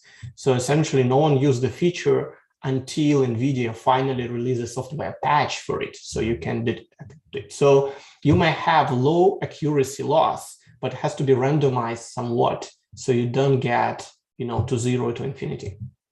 Yeah. So it's not that simple. Yeah.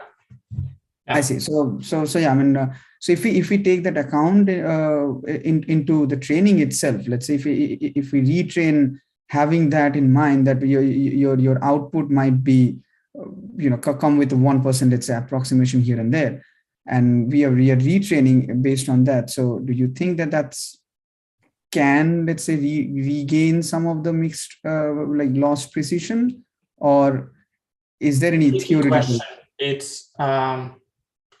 It's hard to make precision reduction unbiased, right? In general case, I make you a very primitive example of 0 versus infinity, but it can be biased, right? And it can cause convergence.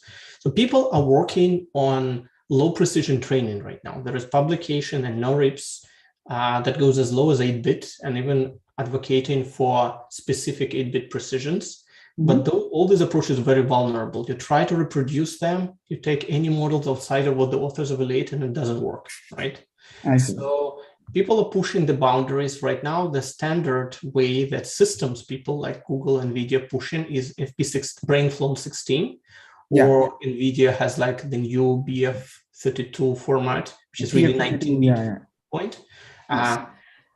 In practice, in the year of our measurements and we're monitoring vector utilization, only one person used mixed precision. Like all people still in the ML community use FP32 because they're just paranoid with precision. So obviously when the Google train a really large model, they put system developers making sure everything is correct, converges in place, right? Because this is like hundreds of millions of dollars of experiments, right? Like GNMT, sorry, not GNMT, what was their OpenAI models, GPT-3, right? GPT-3, the budget of training was like tens of millions, and around 20 or 30 millions. They make one mistake in data preprocessing and they can't afford the second experiment anymore, right? So you had to live with a slightly weird model because of that. Anyway, there people would do the tuning, but most experiments, most GPU hours are burned by the small jobs by machine learning developers, as I showed right before. And they're not going to do this. So they use FP32, most of them, and you can't easily switch them because essentially you need a non-trivial systems knowledge. You need to enable mixed precision in a right way so it doesn't cause convergence issues. I see. So lower precision, it's a long shot. Until they will be deployed. If you ever can make training in something like int8 precision, then compression would be much easier to do. There's very few values that are different in 8-bit, so they're going to be very biased. So you can easily compress them. Yeah. So all of the let's say reduced precision works that are predominantly there from the NVIDIA side and other competitors, I think they're mostly focusing on the inference as well, not much on the training. So yeah, that was just yeah, they are for several reasons. First of all, inference is a bigger market, probably about 10x larger than training in terms of money, right? Roughly speaking, at least I would say. Then another reason, it's integer, so it's easy to deal with. And another reason is because in inference, the model is fixed after training. So you can take all the time in the world to make perturbation with this model, compress and everything. In training, if I want to do compression, I need to do it every batch of data because the models is constantly changing. So I only had tens of milliseconds that takes one batch to make all these changes and compressions within that time. So in inference, I can train a model and then spend hours pruning it, compressing it to use it efficiently, but because the parameters don't change. But right. Training, it's a harder problem to do compression because the window of time is in milliseconds. You have to do it in parallel with training because model is not fixed. Okay. Sure. Yeah. Any other question? That's all very good questions. I'm glad you asked them. Okay, so if there are no more questions, I'll just show one example of one of the debugging prediction tools we built in the group that I call second generation tools because they're not merely showing you the results, but do some very non-trivial analysis on your behalf. So there are three papers we recently published. One is called Daydream, where we're able to estimate the efficiency of different optimizations proposed in papers without implementing them actually. So like you read a cool archive paper that proposed a new optimization, you want as a machine learning developer know the effect on your model, not on the tiny NIST model reported in this paper. We had an easy way to express optimization opportunities and show the potential speed up. That was Unix ATC last year. I'm going to talk about Skyline in a minute. And the third paper that was just recently presented at Unix ATC, this is a prediction-guided hardware selection for deep neural network training. So essentially what we were able to do, using your desktop, where you develop your model, we can predict the runtime without accessing on all different other GPUs, right? Which is important if you want to decide what to purchase, what to rent, and all these other decisions. Ultimately, we want to build a tool that can predict the runtime of the model without accessing all these fancy hardwares like TPUs, Amazon Trainium chips, Intel, Habana chips, right? So that people can know what the runtime would be for their model and know what to spend money on. So let me talk about the second one, Skyline. So Skyline is this nice visual in-editor performance tool for debugging DNN training performance. And it was motivated by the fact that a lot of people don't understand, again, why their models are slow and why they use up so much memory. And again, there's like gazillions of their, Twitter posts about people not understanding how to debug things properly. So what we make possible with Skyline, we make all this key performance metric easily available for you without running boring scripts. So essentially throughput, memory usage are all readily available. The Skyline is built on top of PyTorch Atom editor, but can be integrated as a plugin with any regular editor you can use. So as you can see here on the right-hand side, we show the throughput and the memory consumption. And we have a very accurate breakdown of that for each line of the model. This is ResNet 50. Not ResNet, one of the small ResNet models implemented in PyTorch. So we had information for each layer, and we can tell where the runtime goes, how well your compute is utilized, and how much memory it goes onto weights versus activations versus feature maps, and so on. We can interactively, deal with the tool. You see, you can click on a layer, you can click everywhere here, and it would show you the compute utilization, memory utilization, everything about this layer. And it's all live, so you can keep adding your model. Everything is, profiled, not like with VTune, where you need, say, Intel's VTune, where you need to wait until things are done. It's all live.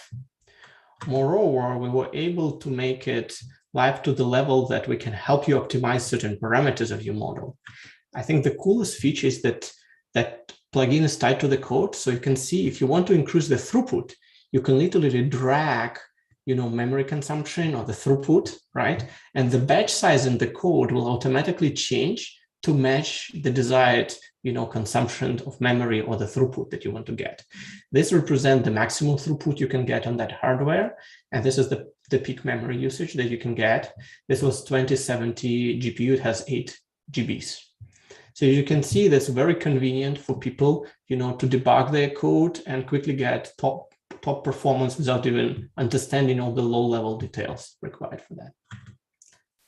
Okay, this is everything I have. And obviously all this work was done by these amazing students from my group. This is a very recent picture. We finally went out of lockdown about a month ago, and we were able to make this picture just 2 weeks ago with all my students. Thank you. I'm willing to take more questions now,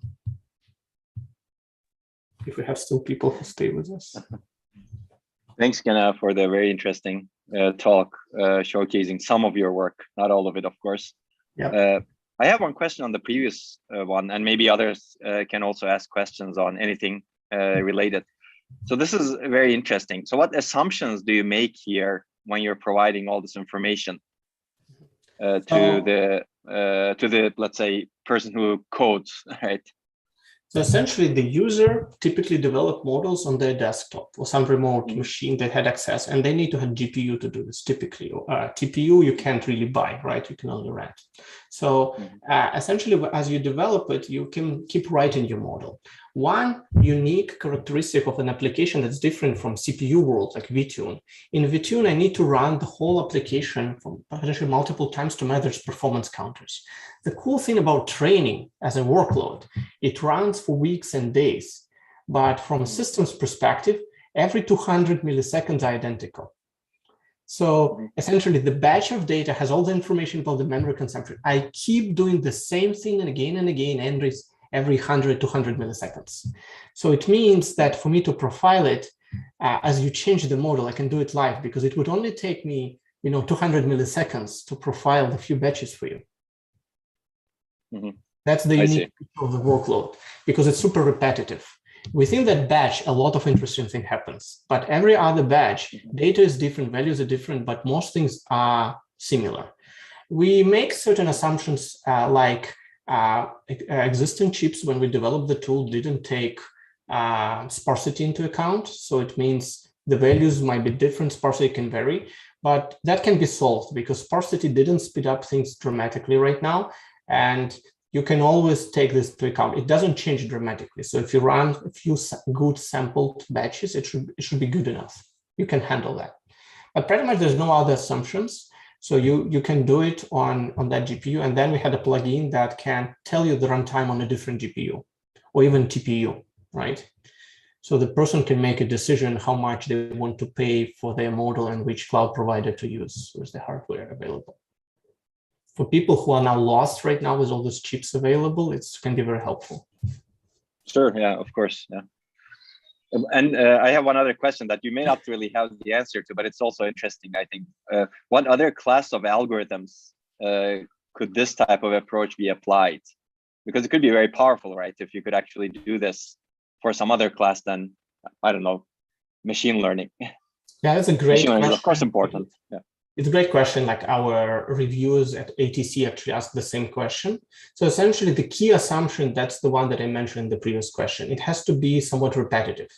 So the reason I can do it live is because it's so lightweight in terms of overhead.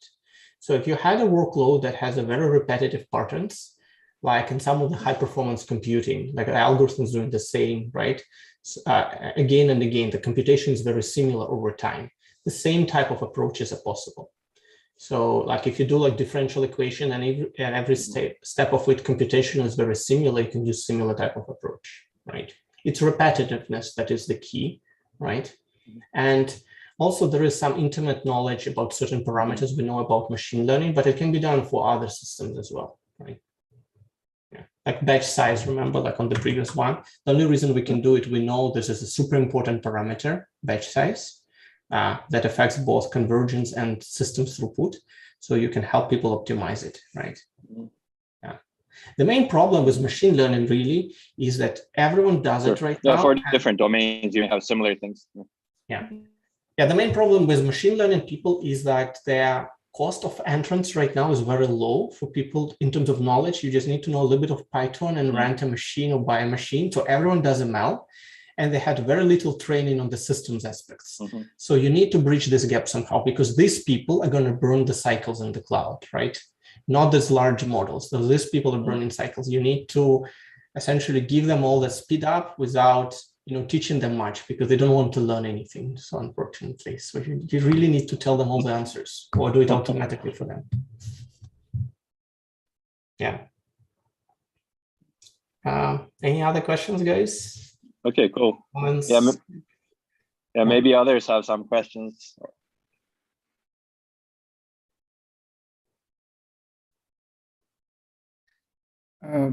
Thanks, Professor Pekhimenko. I have one last question from my side.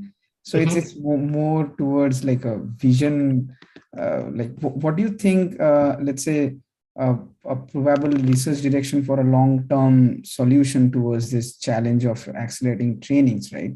So do you think that this acceleration should be more focused towards, let's say, the model specific, or it should be model agnostic? I mean, how do you envision the training, let's say, 10 years down the lane? Wow, 10 years down the lane. I wish I could predict 3 years down the lane. Everyone is talking about, let's say, like all of a sudden we are seeing a shift from convolution to, let's say, transformers, right? And it's basically a batch matmul happening again and again, right? So. Yep. So that's like a shift from like a convolution to be the end of the world to, let's say, the now transformer to be the end of the world. And I'm like, if we think that the past is going to predict the future, so maybe some other models would come up again, right? And then let's say 2-3 papers that we have seen, MLPs are coming back with some flavors, and then there are a few papers which says that okay, MLPs like a properly designed MLP can also challenge convolutions and as well as like visual attention networks and stuff, right? So like the question then lingers as a researcher, right? That should we go for a general purpose acceleration, let's say, of training or inference? Should it be general purpose, or how, if we are going for the special purpose acceleration, how focused we should be, and what is the trade-off basically? Yeah, it's a complicated question. I'll try to give you my, best answer possible. First of all, I think we are the secondary people here. So first, algorithms come into play. So before, let's forget about all these MLPs, transformers. What fundamentally limited in most of the ML done right now, that is supervised learning, right? It means someone magically gave you all the training data and it's labeled. This is not how most of the humans learning happen, right? So essentially, there's a big direction of unsupervised learning, including reinforcement learning, and they had very different compute characteristics. In fact, they barely use accelerators because they're heavily on their, so essentially sensing environment is more expensive than learning information from that data. So right now, all the simulators or measurements of the environment, right, are heavier than the compute. So we are looking in my group at speeding up reinforcement learning. We believe this is one of the promising directions moving forward. It doesn't have too many applications yet, but Google already demonstrated the ability to generate new chips using reinforcement learning. They also show how to train robots using reinforcement learning, so with no labels. This is super promising in my opinion. This is, I would say, short-term advancement that we should keep an eye on as systems architects, because after they settle in the ML, they come to us and say, give us that compute a lot. Like at Vector, for example, there is a problem related to reinforcement learning. They are doing advanced research. So most of their models actually, a lot of their models actually reinforcement learning models. So it's not like GNMT or GPT-3. They're not this large NLP models. They had a lot of small models. The problem is reinforcement learning takes up CPUs. So they are right now limited not by GPUs, but by CPU power. So that's what happens. And everyone tries to grab CPUs with the highest frequency because their workloads are also poorly parallelized. So they look for the smallest number of cores, but the highest frequency, because that gets them the best performance. So those are the short-term challenges a few years from now. Moving forward, again, looking at the ML end, I think the fundamental problem that we didn't solve right now is that we are trying to do machine learning the way we can, technically, which is matrix multiplication, all this manipulation. I don't think our brain works that way. I don't think it's very energy efficient, extremely more energy efficient than what we do. And it doesn't need that much data to learn, right? So we don't need 1 billion of cats and dogs to distinguish things. So essentially, there are going to be new types of algorithms that would connect the environment and the models. So right now, the NLP models, the most smartest NLP model, right? It still can only learn from the context.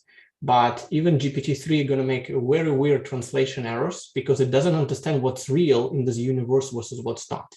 So we need to solve that problem somehow. There should be a systematic way to deal with that. Depending on how the solution of that problem will look in the ML world, this is, I would say, 5-10 years from now, right? In the ML world, I don't see anything even close to solving this problem right now, right? In, say, machine translation. Whatever they built, that's what we need to accelerate. And that can be completely different. It might be non-matrix multiplication based. It just turns out that they're, deep neural network that mostly using a lot of, like, no matter how you call these layers, they're all filters. They're filters of some sort. And we build certain filters, like convolutions or fully connected layers. And this we know how to accelerate, but there are going to be new type of workloads that we don't, right? And we need to be ready to add those and accelerate those, right? So whenever the new applications emerge, then the more compute would be needed and we need to be ready. In that sense, yes, you need to be prepared for a general case, but when there if your specialized case is 99% of the execution, you probably want to handle it properly. You've seen several of the works I demonstrate. Proper specialization is the key. It just needs to be done nicely into their existing frameworks. In the compiler domain where I got my undergrad training, there is an optimization called peephole. This is essentially a general optimization, but it's done as a sequence of standard rules. So for example, if you had an operator that is a plus and it's +0 or 0 plus something, right? You had a universal framework, but you look for the rule and you know what to do with it. You just replace it with one of the parameters that is non-zero, right? Same for multiplication. So you build a general framework and it consists of the 200 different rules that people built, right? So it's general as a framework, but it has specialized rules. And it has an intermediate language in the compiler where those rules can be written in a few lines of C code. So there's little work you need to do in the whole compiler to make the change. So you need to be ready for specialization still being the key, right? I don't think general purpose compute will bring us any, further in the CPU world. So we'll keep building, we will keep building more accelerators of different forms, both classical and the one doing, processing in memory and things like that. That will be all with us, right? For example, like low precision, if you can do very low precision inference, I'm pretty sure like Micron or Samsung will be super happy because then it means it can be done within memory, right? If it's low precision, right? Sure. But you need to solve all the challenges associated with this low precision. Yeah, hopefully at least partially answered your question. So I don't know sure. What their 10 years from now would look like. I think I can guess a few years from now what would be still important. And after that, you need to speculate. And some, like, if you look at the prediction before appearance of AlexNet, right? The prediction was we can only reach human object detection 20 years from now, which was essentially would be the year 2030 or something like that. And then just one small innovation, right? That was accumulation of 30 years of research by different people, but just one day, 3 things collided. Very large data sets available, already pre-labeled, the theory behind deep neural network, and abundance of compute from a GPU, and now it's possible out of a sudden, right? And then in 2 years, we like broke records, like by huge margin. So those ideas will keep coming, right? You can be exactly ready what exactly we'll be doing, just need to be carefully looking. And like one problem, like one challenge with machine learning, in my opinion, is spreading where their real technical fundamental contribution is versus what is a fuss around it. Because there's a lot of, claimed by people that are not doing science about the importance and the value, which they don't really understand where it's coming from. So the ML was trending for a long time, but it doesn't have the 3 ingredients. But when you get all 3 ingredients at the right time, then it actually sparks some, activity. Mm-hmm. Yeah, thank you. Thank you. That's a great answer. And thanks again for the great presentation. And yeah, we enjoyed a lot. Okay, thanks a lot, guys. Any other questions we have? Gennady, thanks for the nice talk. Yeah, I have. You already partially talked about it, but I want to know more about your opinion on the architectures that are being used and will be used in the future for accelerating training. So nowadays we use GPUs, CPUs, TPUs, but I want to know specifically your opinion on processing memory architectures, because you mentioned before that bandwidth is also a large bottleneck, right? So what do you think is going to be the role of in architectures going into the future? Yeah, I wouldn't call myself an expert in this field. I definitely see an applications of processing in memory or processing near memory in domain of low precision. So if you can do like 1 bit, 2 bit, like precisions for inference to work,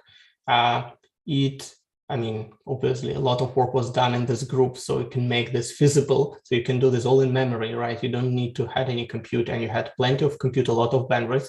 So it would make total sense to do it in memory. The problem is the accuracy is still quite poor for those models, right? So that's an open challenge here.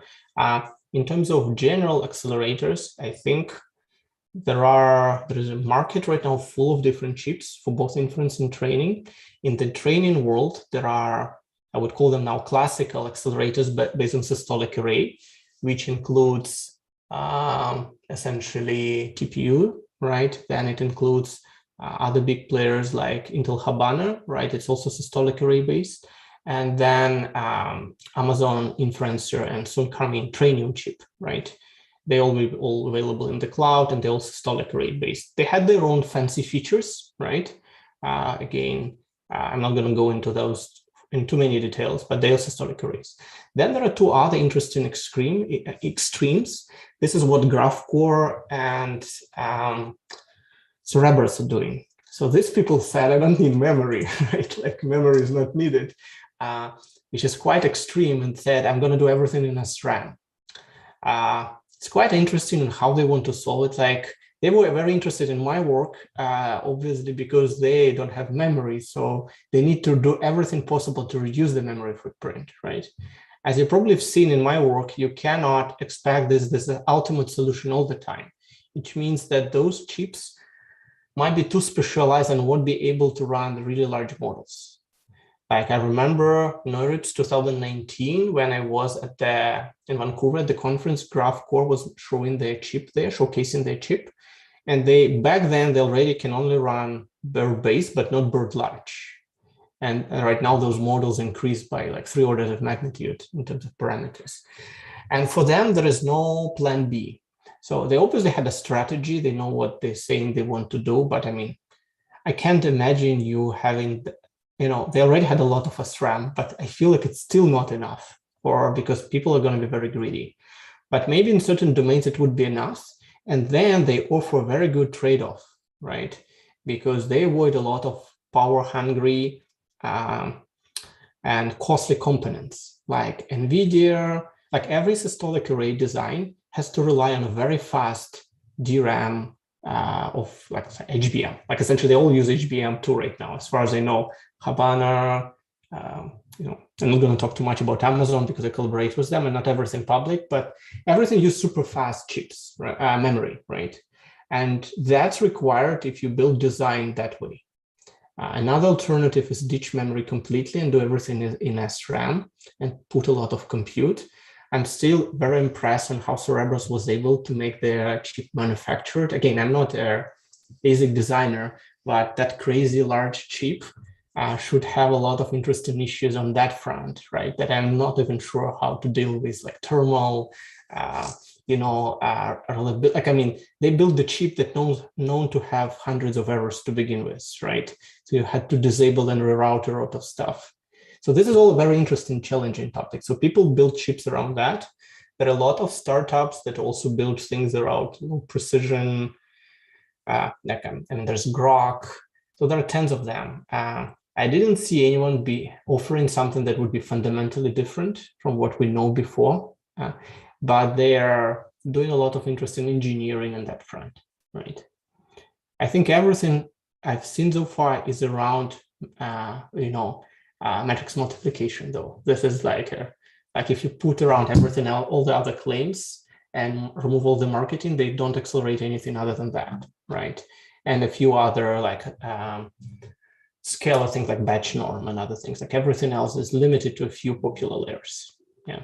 So I wouldn't say this like a big breakthrough. It's just a lot of, they just compete for different narrow domains and try to get their share of the market. I don't think, at least everything I've seen was not dramatically different from anything else. It might be different from a circuit's perspective, the way they handle low precisions. Again, for me as a systems architect, they're all quite similar. And yeah, so this is the way I see it. And I think processing in memory, I guess you're interested in that direction. I do believe it has domain. I had people from Micron constantly pinging me about low precision version of it, because if out of a sudden the models can be done in a super low precision, right? They had a huge share of the market immediately, right? Because they know how to manufacture those, right? So they need to have the app. I think their weakness, and several of these hardware companies, that's my personal opinion, they not always have the experts on the domain specific. They know how to build hardware well, but applications, they're not as strong. So I think they need to get this expertise to succeed and get some, but it's very, like as a research, it's definitely an interesting direction. I don't know how many people look at it and what the possibilities there. But if you want to make a contribution, you need to look at the whole stack. You can't just take random model and say, oh, I'm going to make it binary or, 2-digit per value, because accuracy matters. How realistic is this model matters. Yeah. Yeah, makes a lot of sense. Thanks.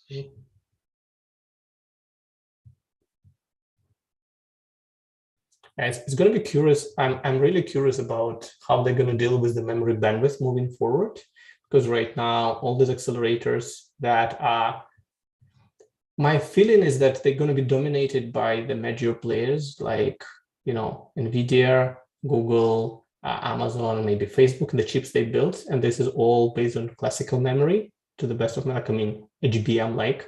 And the memory bandwidth doesn't scale nicely. And it's clearly you still need more memory for those models, which means you need to supply more bandwidth. And I'm curious where they're going to get this bandwidth. So that's an interesting problem. Yeah. Yeah. Okay. Any other questions?